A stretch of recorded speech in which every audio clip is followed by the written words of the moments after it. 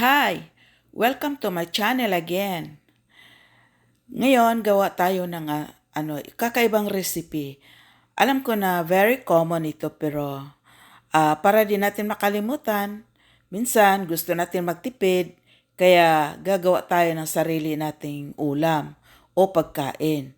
Ngayon, ipapakita ko sa inyo kung paano gagawin ang paggawa ng chicken patty.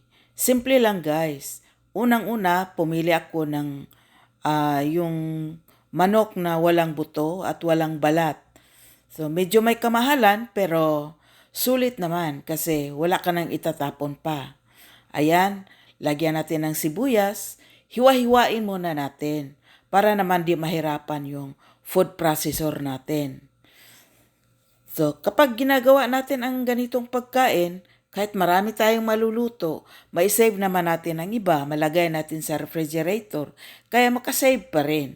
Kasi bibili tayo sa labas na hindi naman natin alam kung anong nilalagay nila.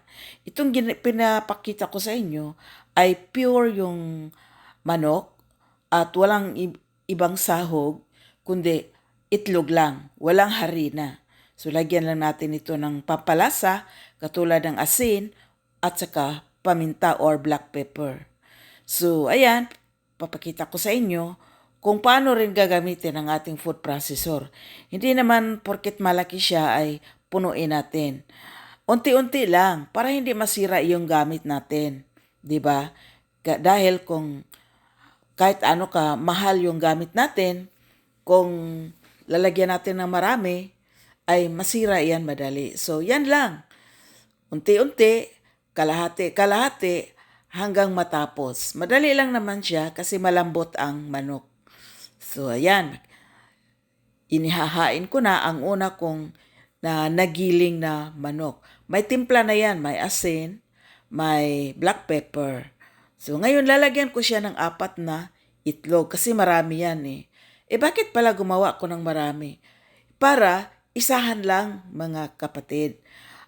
Pagkatapos niyan, kahit konti lang kami kumakain, mailagay yan sa freezer. So, pag gusto ko nang gumawa ulit ng chicken sandwich, kukuha lang ako sa chicken patty na ginagawa ko.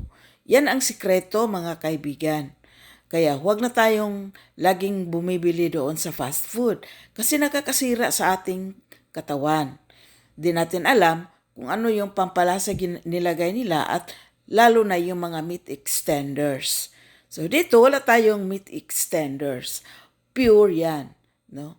At yun kaya masasabi ko na siya ay healthy.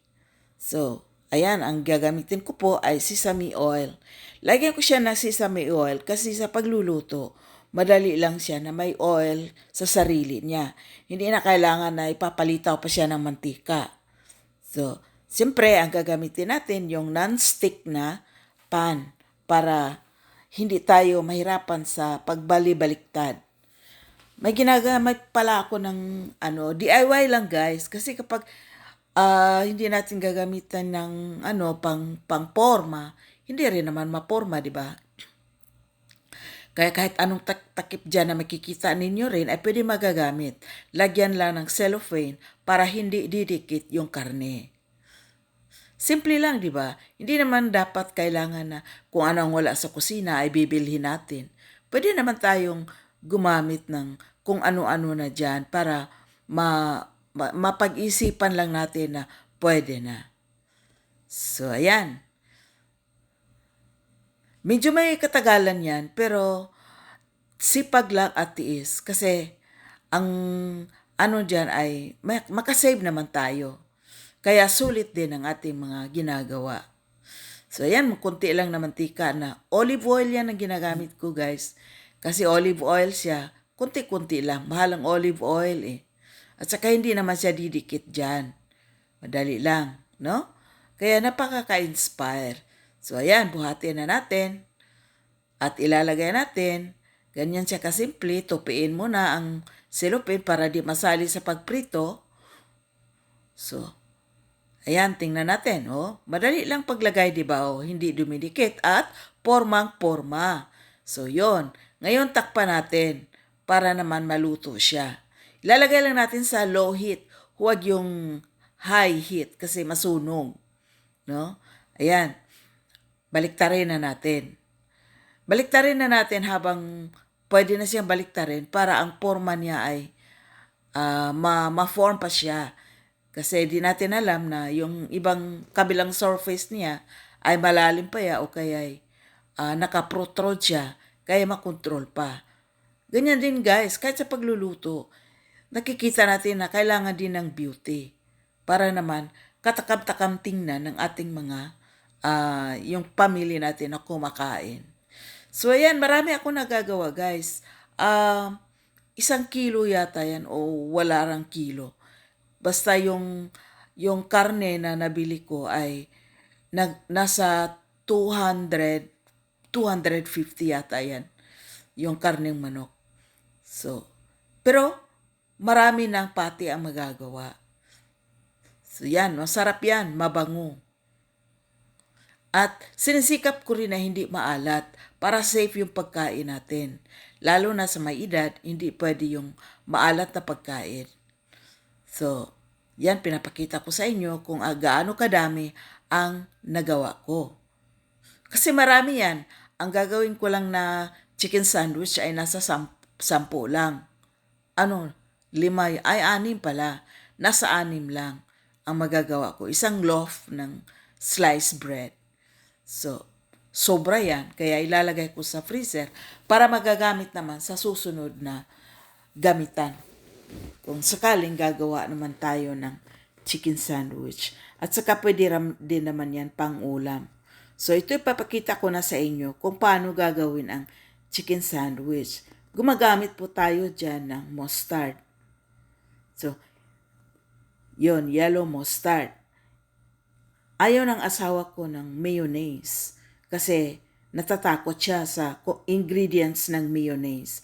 Hindi ito pagsisira guys, pero may edad na kasi kami, kaya dapat nag-iingat na rin. Alam naman natin ang ingredients ng mayonnaise, kaya mustard ang pinili namin. So yun, spread lang yan doon sa tinapay, lagyan ng gulay.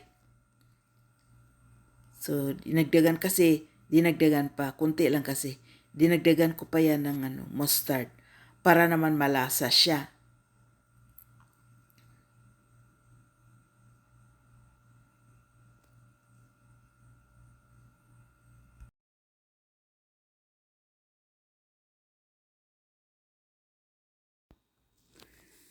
So, ganyan ang paglagay. Huwag naman masyado marami kasi kapag na-over din ng mustard ay medyo parang hindi mo na rin magustuhan.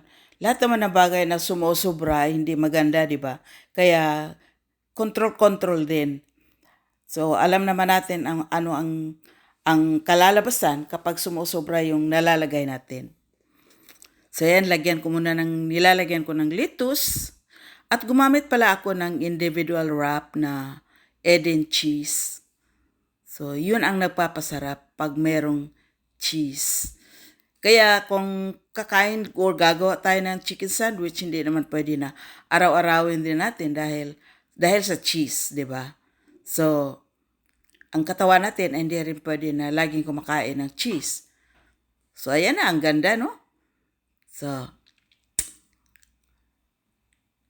alam nyo guys, marami nakakatikim ng chicken sandwich ko na yan. Nagugustuhan talaga nila. At gusto pa nila magpapagawa. Kasi isang beses, nagkaroon kami ng outing. Pumunta kami sa Tagaytay. At nanlibre ako ng chicken sandwich. Kaya natikman nila kung gaano kasarap yan. Sa kamates, sa lettuce, at sa mustard, at sa cheese. Ang bread naman na ginagamit natin ay yung bread with raisin. That is, medyo may kamahalan din siya. Pero gusto natin ng healthy, di ba? Kasi hindi siya pure na harina. Yung isang uri ng harina na nalimutan ko na yata ang pangalan. O ayan, malimutin na si Lola. So, alam na natin yan, bread with raisin. Brown bread yata yan. Siya po ay brown bread. No? So, sa kabila ng parte ng tinapay, nilalagyan din natin ng mustard. So, kibali dalawang individual wrap na cheese ang nilalagay natin. So, yun ang itsura. Sigurado ako magugustuhan ninyo yan. Tingnan nyo, oh. Ayan. Ang ganda at sarap, di ba? So, simple lang. Tayo ang gumagawa at safe na safe yung feeling natin habang tayo ay kumakain. Okay. So, ngayon, kukuha tayo ng Ziploc. Sa Ziploc na yan, so, hindi na siya ma-destroy, ano ba sa Tagalog yan. Kung sa Bisaya, di na siya mabungkag. No? Buong-buo na siya, di na siya mabungkag. Bisa pag isulod mo na sa bag, di yun na ma-separate, di na madaot. So, then, di po ka mahadlok na magkuan siya, magsami-sami sa imuhang sudlanan. Safe siya. Di ba? So, marami akong ginagawa, guys, ko. Inanagi, fast forward ko na lang kasi karagang guys akong gihimo, para makashare po ko. So, namago ko bisita sa among balay karon, maong nanghimo kog daghan kay para malingaw sila. Pero bisag niaras sa balay, ako gyapon gisulod sa Ziploc para dili na sila problema ba sa pagkaon. Tapos tagaan lang nako sila tissue, pampahid sa ilang baba o sa ilang kamot. Tapos tagaan og juice, o di ba? Sarap na. Masaya na sila. So darating sila sa ngayong gabi. So sa awa ng Diyos, nakagawa ako ng marami. 6 silang dumarating, kaya yan, marami na nagawa ko. So yan ang itsura, preskong-presko. Hindi na ako nagpupunta pa o nag-order ng pagkain doon sa Grab. At ang gastos ko dyan, guys, ay nasa 400 lang. So, di ba nakakapanlibre na ako sa 400 sa mga bisita ko mamaya. So, yun ang itsura. So, napaka-healthy tingnan at hindi katakot-takot na pagkain. Wala naman pagkain siguro nakatakot-takot, katutuwa naman, di ba? Sarap siya, masarap. So, ang iba lang matakot kapag may sakit na. Pero pag healthy, wala, batang